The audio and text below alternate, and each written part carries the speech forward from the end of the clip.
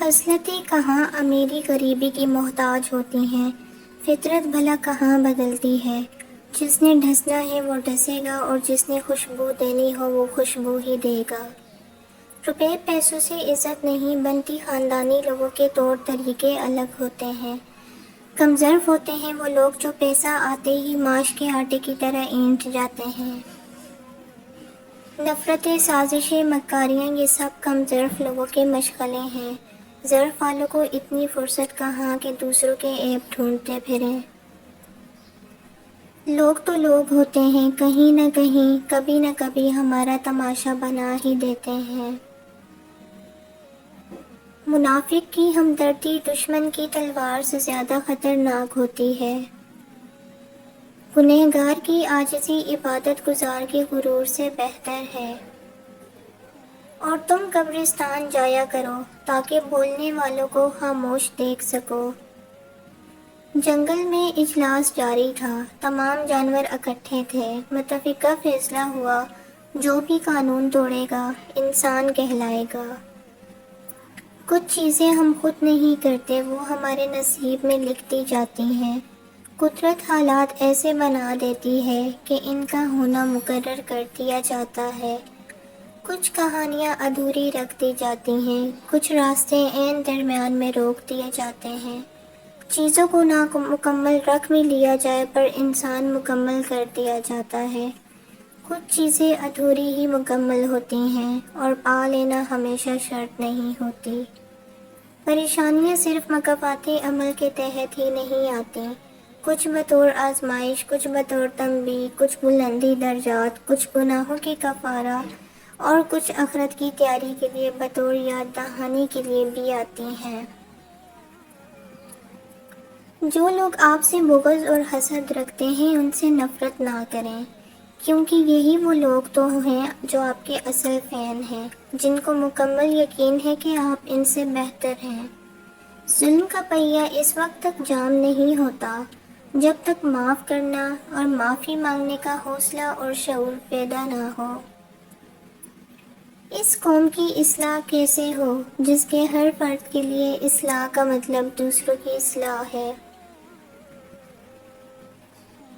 کسی پر دوسری مرتبہ اعتبار کرنا اسے بندوق تھمانے جیسا ہے کہ لیں دوبارہ کوشش کر لیں، پہلے والی گولی مس ہو گئی تھی۔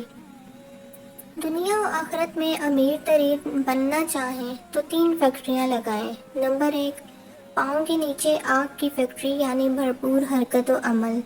نمبر 2، زبان پر چینی کی فیکٹری یعنی نرم اور میٹھی زبان۔ اور نمبر 3، دل و دماغ میں برف کی فیکٹری یعنی تحمل اور برداشت۔